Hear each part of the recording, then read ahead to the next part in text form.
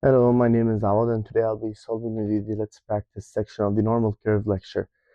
Before we start solving anything, I want to start with a recap about what is bell curve and all that. So here we will have a curve that's bell-shaped, and we will suppose that this shape is symmetrical. We will suppose that this part here is in the center, where 50% will be on the right of it and 50% will be on the left of it.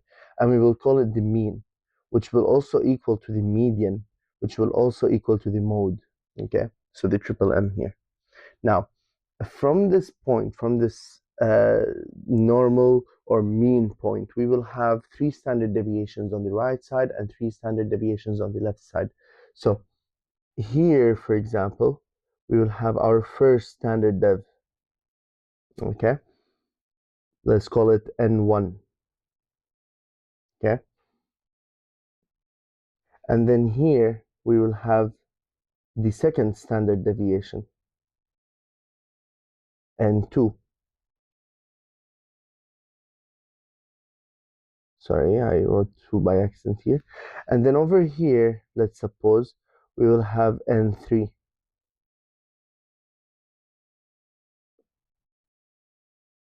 Now, I will be using a pencil with different colorings to differentiate between each of the standard deviations. Now, when we talk about the space between the median or the mean and N1, the first standard deviation, I'll color it with blue here.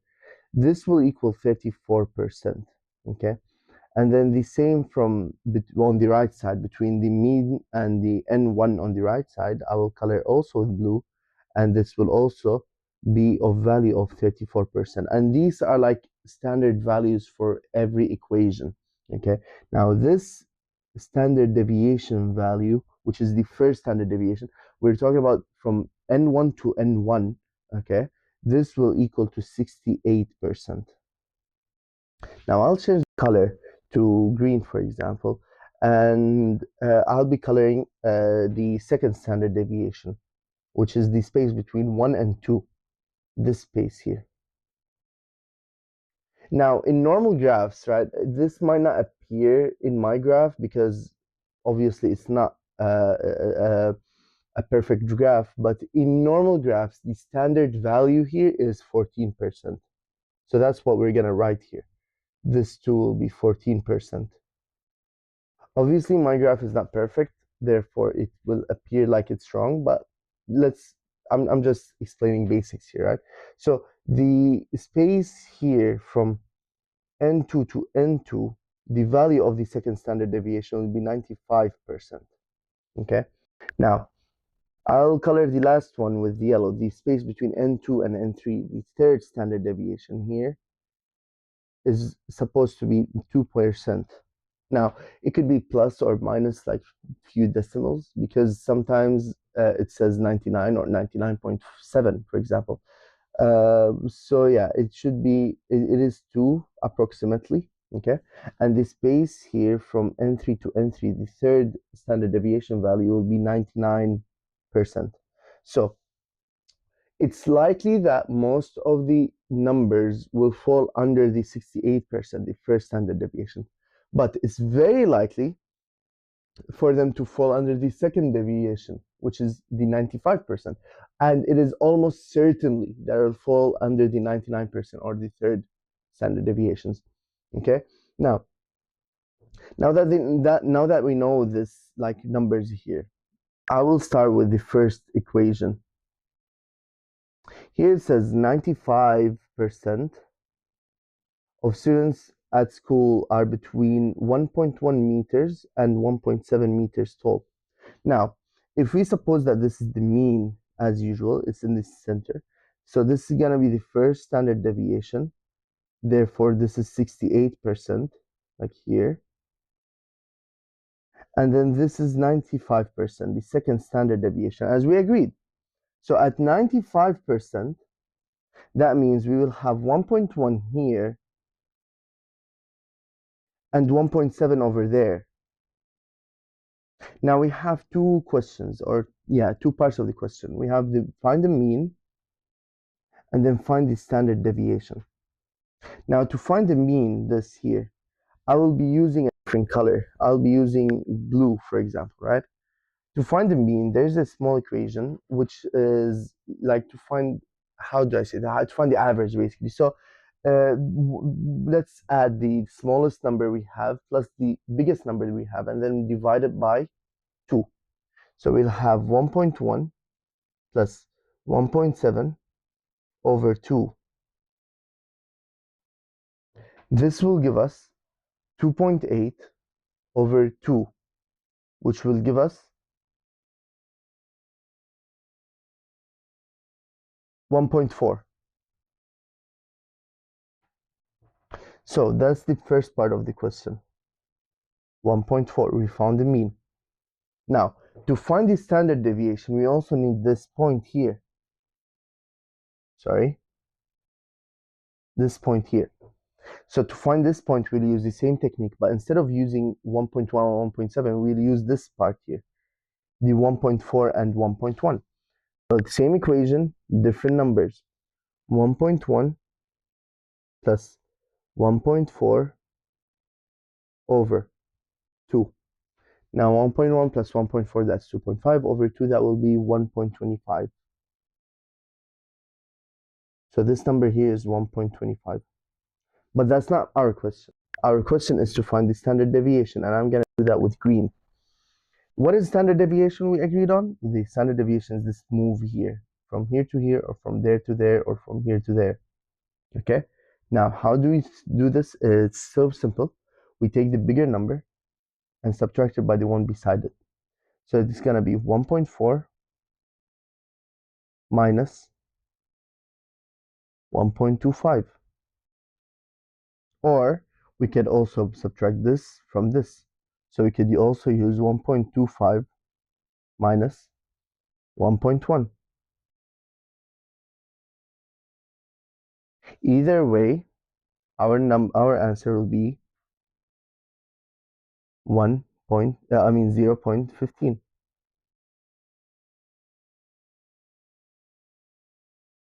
Okay. Now, how do we make sure that our answer is correct? The standard deviation being 0.15 here. How do we make sure? It's by adding 0.15 on 1.1 and keep adding until you reach this point and see if you get 1.7. So 1.1 plus 0.15, that's 1.25, plus 0.15, that's 1.4, plus 0.15, that's 1.55, plus 0.15, it's gonna be 1.7. Okay, therefore we found the standard deviation in green and the mean in blue, and we also found the extra number in red to be able to find the standard deviation. That's the first one. Now, on to the second question. Here it says 68% of mothers own children between 4 and 6 years old.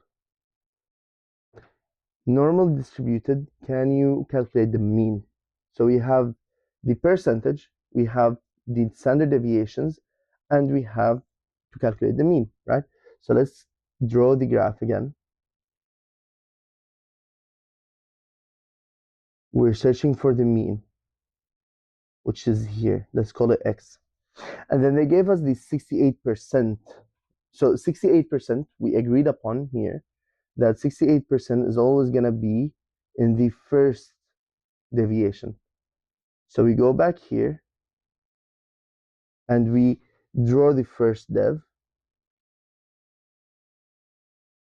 Okay. And we write here 4 at the lower one and 6 at the upper one. And then to find the mean, as we agreed before, the biggest plus the lowest, or the lowest plus, we basically add the lowest and the biggest together, 4 plus 6 over 2. So it's going to be 10 over 2 equals 5. This one is really simple, okay? Like it's 4, 5, 6. So here, the value of the standard deviation is going to be 1. You're adding by 1 and subtracting by 1, okay? This move here is 1. Okay? That's an easy one. Next, the reaction times for a hand-eye coordination test administered to 1,800 teenagers are normally distributed with a mean of 0.13 seconds and a standard deviation of 0.05 seconds. So we got the standard deviation, we got the mean, and we got the number of teenagers. Okay? Before we read the rest of the questions, let's plot in our information. Our mean, let me change the number in the color into black. Our mean here is 0.35. And then this is the first standard dev, this is the second, and this is the third. Okay? The first standard deviation, they said it's 0.05. So minus 0.05 will give me 0.3. And here 0.25. And here 0.2. While here it will be 0.4, 0.45, and 0.5. Okay? Now, they're asking between 0.925 and 0.45. So this area here, hold on, let me color it with this color here. This area. How many teens are there? So we need to calculate the teens, the numbers. Okay. So we agreed that this is this number here, or this proportion here, is the 95th% of the whole graph, right? So we are calculating 95 because it's second deviation, right? So we're calculating 95% of 1,800, which if you plot on the calculator here is gonna be 1,710. So that's the answer of how many students are between 0.25 and 0.45 seconds. Teenagers, sorry, not students. Now that's the first question. The second question, what is the probability, now we're asking for the percentage itself, that a teenager selected at random will have or had a reaction greater, more than 0.4 seconds. So that's the 0.4 seconds, and we need something greater than it. So this side, so 0.4505. I'll use a different color here and color this section. What do we notice here? We have the section that is 14% and the section that is 2%. So if you add the percentages, you get 16%. So that's the answer, 16%. Now, next question. You do. The waiting time for an elevator are normally distributed with a mean of 1.5 minutes and a standard deviation of 20 seconds. Now, because we have minutes and seconds, it's easier to do it all in seconds, right? So we'll change the minutes into seconds. So 1.5 minutes, that's 90 seconds. Okay, sorry for the handwriting. Represent, okay, this information on a bell curve. Okay, so we have the mean, that's 90 seconds. And then, because this standard deviation is 20 seconds, we will subtract on the left and add on the right. So the first standard deviation will be 70 seconds. And the second will be 50. And then 30. Right? And then here it will be 110. And 130. And 150. All right? Now, this is the first part. We just represented the information on the bell curve. Now, the second part, find the probability percentage that a person waits longer than 2 minutes and 10 seconds for the elevator. Now, 2 minutes is 120 seconds. plus 10 seconds, that's 130. So we know that they're talking about this part here. Since they're talking about this part, we'll color everything after it, especially that is greater than, and therefore that's 2%. Okay? So 2% is the probability that someone picked at random waits for 2 minutes and 10 seconds or longer than 2 minutes and 10 seconds in an elevator. Okay, next question. Dr. Ihab gave a test in PHC class that scores were normally distributed with a mean of 85 and a standard deviation of 3. Question number 1 represents the information on a bell curve. Now, we have the mean that is 85, so we draw the line as usual. That's our mean, that's our median, that's our mode, 85. The standard deviation is 3, so minus 3 and plus 3, right? Minus 3, that's 82. Plus 3, that's 88. Plus 3, 91. Then plus 3, 94. Minus 3, that's 79. And minus 3, that's 76. All right? Amazing. That's the representation of the information bell. Now,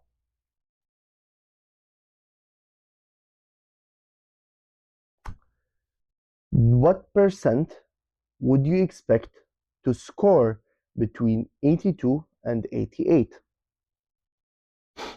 Since this is the first deviation, as it is the first number that we got, so it's the first deviation.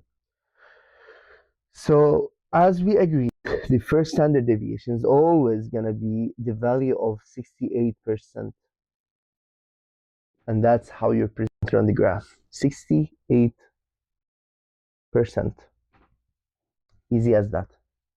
Now, the heights of 250 20-year-old women were normally distributed with a mean of 1.68 meters or 168 centimeters and standard deviation of 0.06 meters. Let's keep it at meters because we're all using meters here, right? Let's represent it on the bell curve as usual. We have our mean here, that's 1.68. Let's try that up here because there's no space down there. And then standard deviation of 0.06.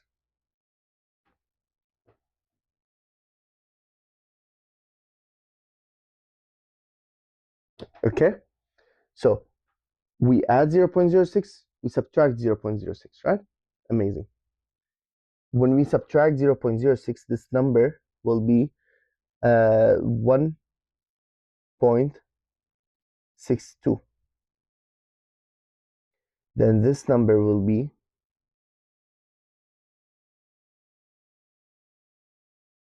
1.56, and this number will be 1.5.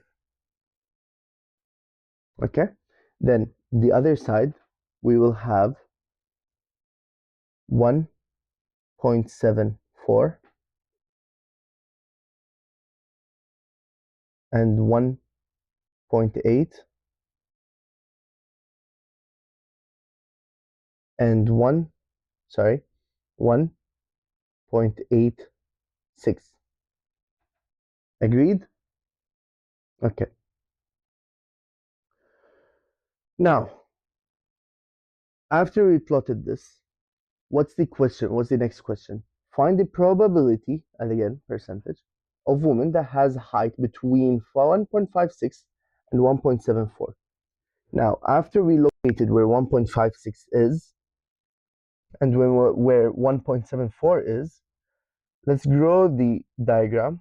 That's how it's represented. And let's think about it a little. That's not like a normal standard deviation. He's not asking 2 to 2 or 1 to 1 or 3 to 3, right? He's asking of 2 to 1, let's say, right? So if we remember correctly, We did mention that this here is 34. This here is also 34. And this here was also, or was 14. So if you add them all together, what you get is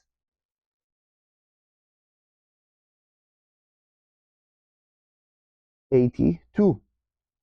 That's your answer. 82%.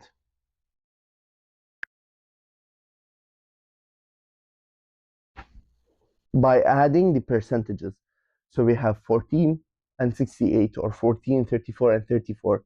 All together, when added, will give you 82%. And that's the probability of women who has the heights in between 1.56 and 1.74. Now, and that's it. Now, if you have any questions, please don't be afraid to ask. And I hope that I made it a little bit easier for you. As always, thank you.